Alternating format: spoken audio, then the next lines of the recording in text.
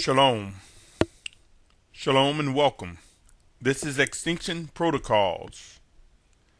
It is a series of messages to those who seek to do the will of the Almighty Father. Extinction Protocols, preparing for transition.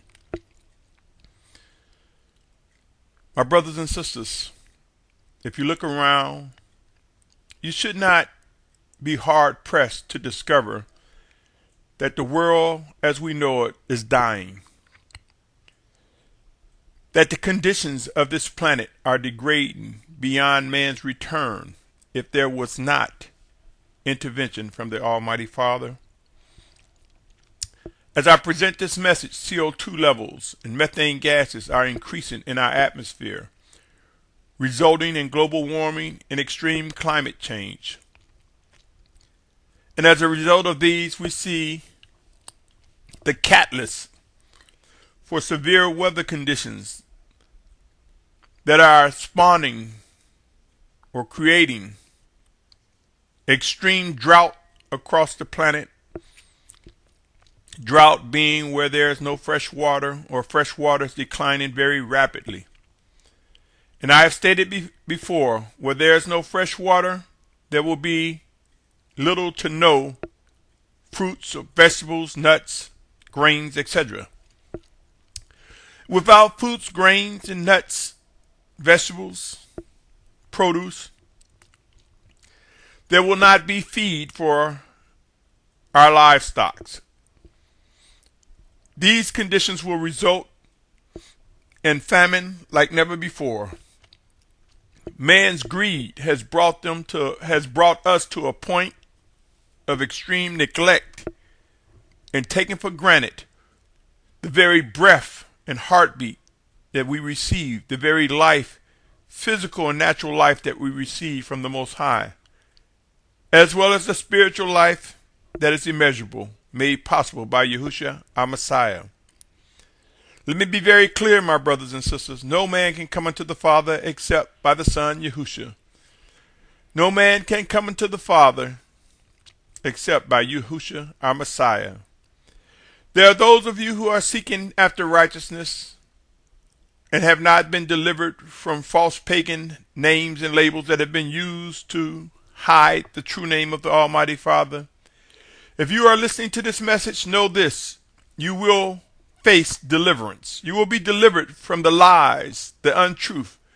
As end times become very intense, we will become physically weak, mentally weak, and spiritually weak. But those who hunger and thirst internally, inwardly, wholeheartedly for righteousness will discover Yahuwah, our Almighty Father, that it was He who was manifest in the flesh, His Word. It is He who set apart spirit is sent in Yahushua's name, who set apart one, manifest in the flesh as Yahushua, sacrificed and resurrected. It is the Spirit of Yahushua that guides us, teaches us, and brings all things to remembrance.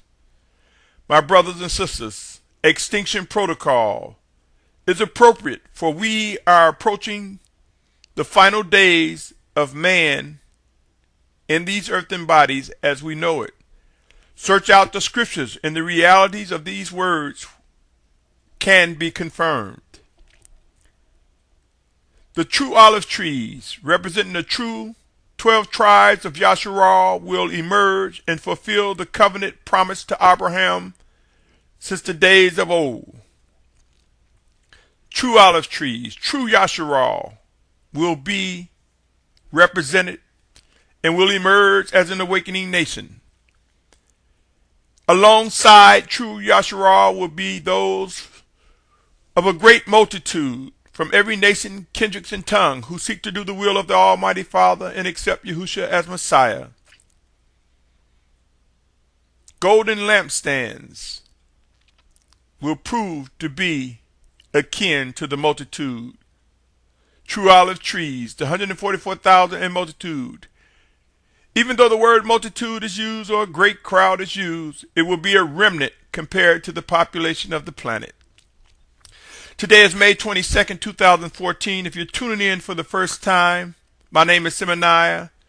This segment of Extinction Protocol is to direct your attention to three critical words. That's history, the word current, and future.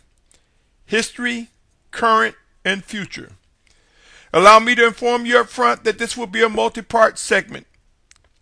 It will be recorded in 3 parts, and upon conclusion of the 3rd part, a playlist will be constructed for those who prefer listening vis-a-vis a playlist. With that said, allow me to define the word protocol as I do often. It is a system of rules that explain the correct conduct and procedures to be followed in formal situations. I ask you, my brothers and sisters, are the orders and commands from the Most High that informs us of the benefits and or consequences, could they be considered a system of rules, instructions? We know that the Most High in all his doing is correct, and to follow him would bring us into correct conduct and procedures. And we will come to discover and accept that these are formal situations.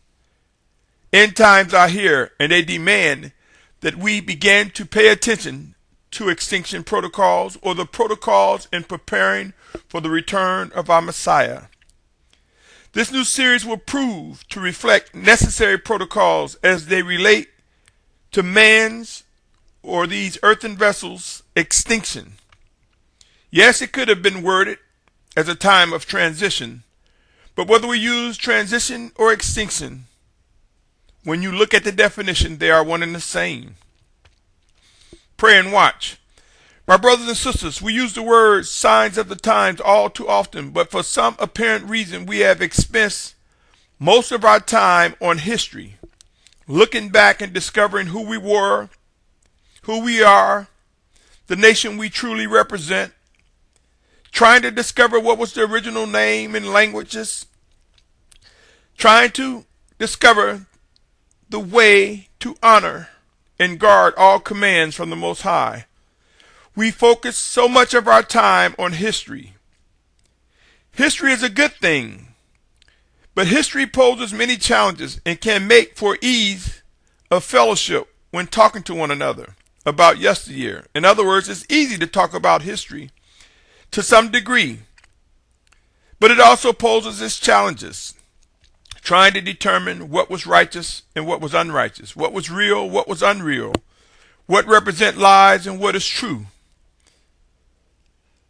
My brothers and sisters, we serve a living Savior. Let us allow him to guide us into understanding the history that is necessary for us to worship and obey him, and let us not become overtaken by expensing most of all of our time devoted towards trying to pursue the history of it all. It is often said that it would be difficult for a person to go forward if they don't know where they've been, or they don't know their history. I concur, it is a good thing to know our history. But there must be balance, my brothers and sisters, for the clock continues to tick. While we turn around and look back and expense time looking back, the clock continues to tick forward. So I implore you, my brothers and sisters, I reach out to you and I ask you to consider paying close attention that it's time for us to understand the balance regarding history, our current conditions and needs and responsibilities, and preparing for our future. Let us not be remiss and forget that the clock ticks forward, and with each passing day we step into our future, my brothers and sisters.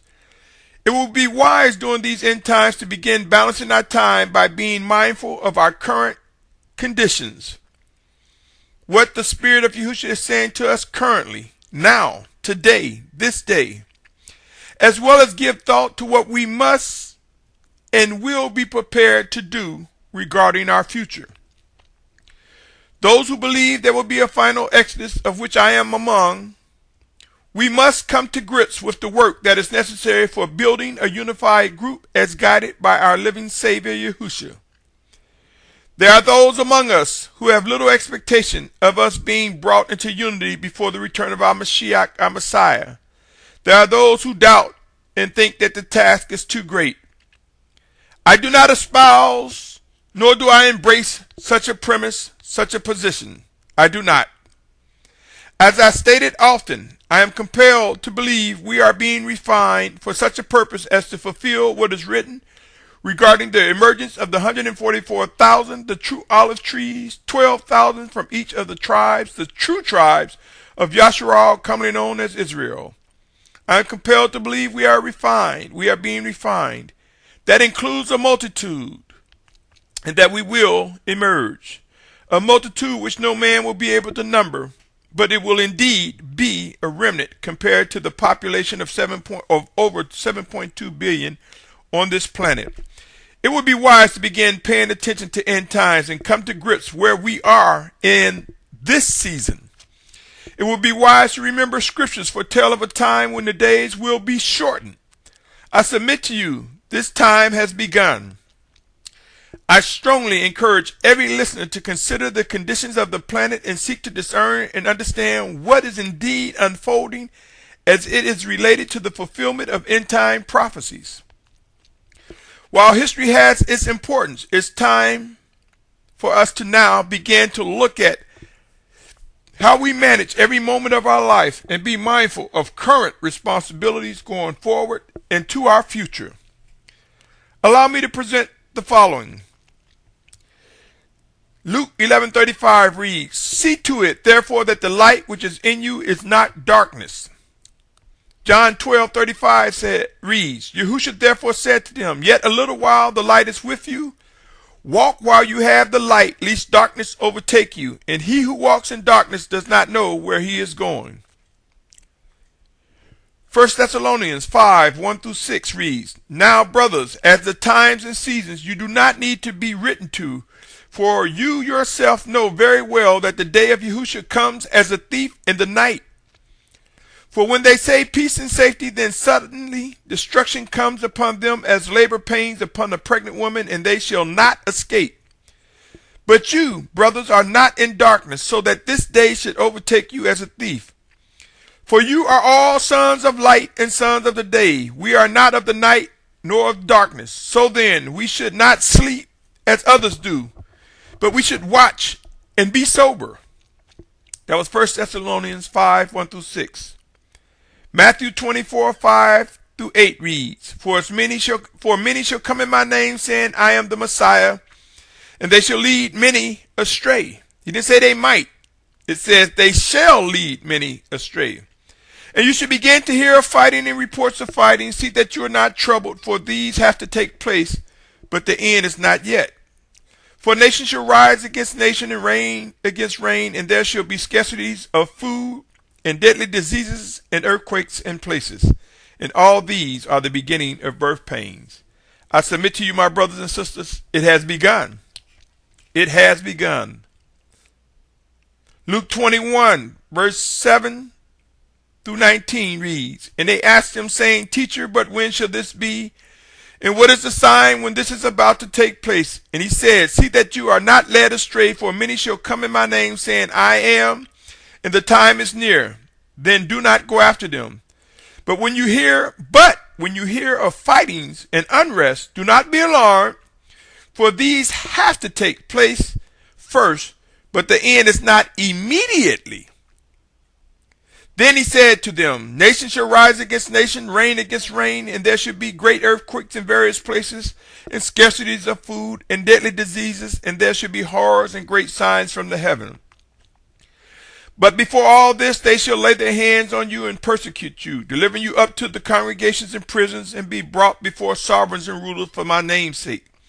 And it shall turn out to you for a witness. Therefore resolve in your heart not to premeditate on what to answer. For I shall give you a mouth and wisdom which all your adversaries shall not be able to refute or resist. And you shall also be betrayed by parents and brothers and relatives and friends. And some of you shall be put to death, and you shall be hated by all because of my name. But not a hair of your head shall be lost at all. Possess your lives by your endurance. My brothers and sisters, while there are most who spend more time trying to learn the language that they believe or perceive to be the original Hebrew, the pure lip, many fail to realize wickedness is old. Wickedness have existed since the time of the moments in the Garden of Eden. Wickedness have existed since Satan was cast out of the rain, out of Symmanayah or heaven. So wickedness is old, my brothers and sisters. Even when we had a pure language in one language, wickedness infected our lives. I am not saying nor am I suggesting you to abandon your interest in the different variations of Hebrew, but what I am stating is that if you believe by searching out and trying to learn Hebrew fluently, you will find yourself looking at history too much, such that you are expensing time on a matter that requires you to focus on the living spirit of our Savior and the things that are required now to this day. Current things, current times. In other words, my brothers and sisters, let us be mindful how we spend our time. If you spend more time on history, how do you hear? How are you able to respond to the living guidance of the Spirit of Yahushua currently, to this day? How are you able to prepare and receive the refinement regarding our future? I have witnessed brothers and sisters spending more time reading and researching history, books, videos, and other resources without regard to what's unfolding before our very eyes. Right now, these current times, these current days. End-time prophecies are unfolding and they are gradually becoming intense. They will reach the face of everyone walking the planet in due season. There's also a lot of time and energy expensed on pursuing resources and understanding what is being promoted as wearing Hebrew garments. Not to mention the great divide of whether or not we should wear zitzits or fringes. Yes, my brothers and sisters, we have a history. We have a culture that was stripped from us because of our own rebellion and disobedience. Again, I am not saying it is wrong, but I am indeed saying that it's time for us to know how to receive balance when it comes to the regards of our history as it relates to what must be done currently. I am warning that there should be a degree of caution. Consider this: wickedness, as I mentioned, is as old as in the garden or during the casting down of Satan and his followers. So in other words, just because we stumble on old books, pictures, and other artifacts, it does not mean that all of them represent what is righteous. Let us not be void of understanding that there was some wickedness in times past, and so everything we discover does not reflect what was stolen from us as it relates to righteousness. My brothers and sisters, we have begun discovering pictures of what our culture resembled, or what we believe our culture resembled. For some reason, we are spending more time trying to recreate that same atmosphere and environment. This will never occur. Look around. How many camps or fellowships can you identify that place strong emphasis on Hebrew garbs and dress? How many camps or fellowships or groups have you witnessed placing strong emphasis on the need to wear zitzits or fringes and argue over that versus seeking the living voice of the Messiah, Yahushua? How many fellowships have you witnessed that argue, talk, and think that the Torah is just the first 5 books in scriptures, void of listening or promoting the voice of the living spirit of Yahushua? My brothers and sisters, yes, we are to dress modestly. Yes, we are to be mindful of our communication. But be aware that it is the spirit of Yahushua that will harden a heart or soften a heart. It is the spirit of Yahushua that will make alive all communications. It is the word from the Most High that will make righteousness alive and prove it. Remember Isaiah 55:11. It lets us know that the word of the Almighty Father will not return to him void or empty, but will accomplish all tasks that they are designed to accomplish. My brothers and sisters, we are divided on many fronts. Thus, it makes so much work that is necessary to unify us. And for those of us who are stiff-necked and overconfident and strong-willed, we will face extreme humbling times that will bring us into correction, that will bring us into a point of humility, and we will witness the Spirit of Yahushua rise within us with strength as it should be. We will discover balance as it relates to history, what must be done now, current conditions, and preparing for our future.